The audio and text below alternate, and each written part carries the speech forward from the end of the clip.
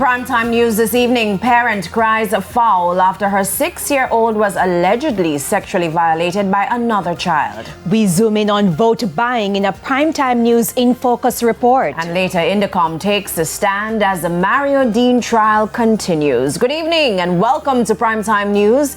A special welcome to our viewers online at onespotmedia.com. I'm Janella Precious. And I am Andrea Chisholm. In business news today, why banking experts believe that the time is ripe to invest in Jamaica. And coming up in sports, I don't know how he does it. After working so hard all week, he's here with Primetime Sports. Renato, what's coming up?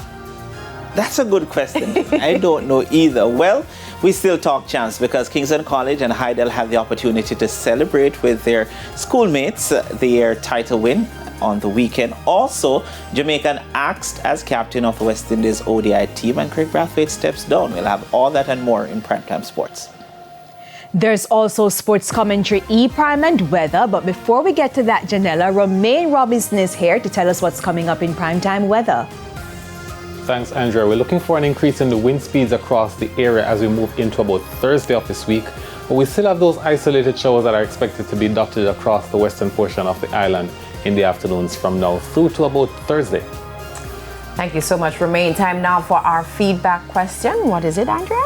We are asking this evening, what changes do you propose for the next staging of the Issa Grace Kennedy Boys and Girls Athletics Championships? And you can share comments online, facebook.com/television Jamaica and on X at TVJ News Center.